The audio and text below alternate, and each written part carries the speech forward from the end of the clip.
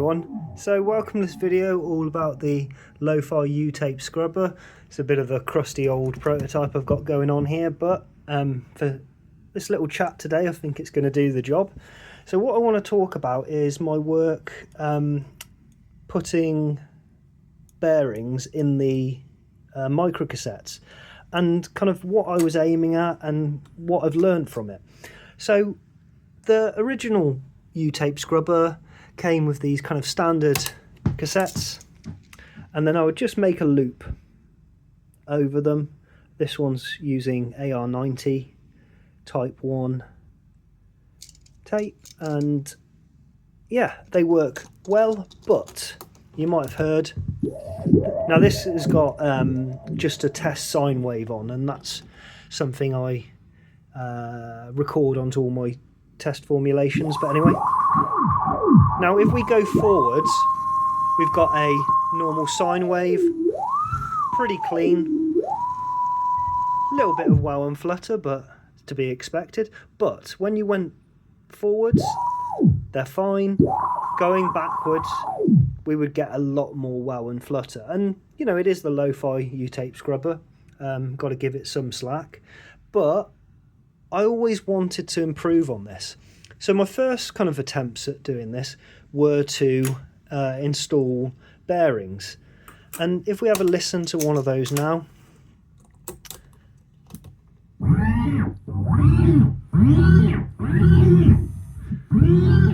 Now they work well, but you might have noticed going backwards. This one's working all right. Oh, that's forward, sorry. There you go, it's getting stuck, even going backwards. Now this is confusing because you might think, well, with bearings it should be better. My next attempt was to move these bearings further towards the edge to kind of reduce any friction, so that the path of the tape was a bit clearer, and got to this version, which leaves just a fraction, like a millimetre from the edge, and these work better.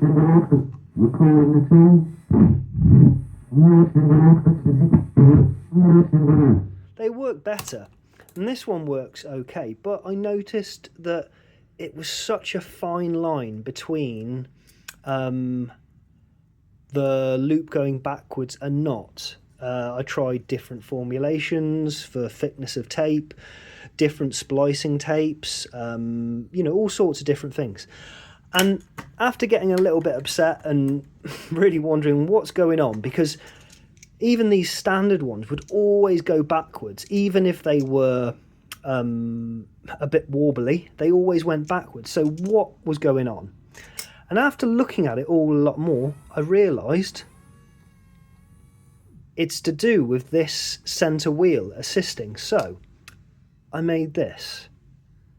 These ones have a 3mm wide elastic band.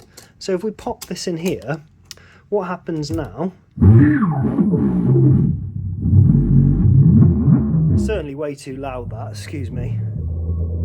Okay.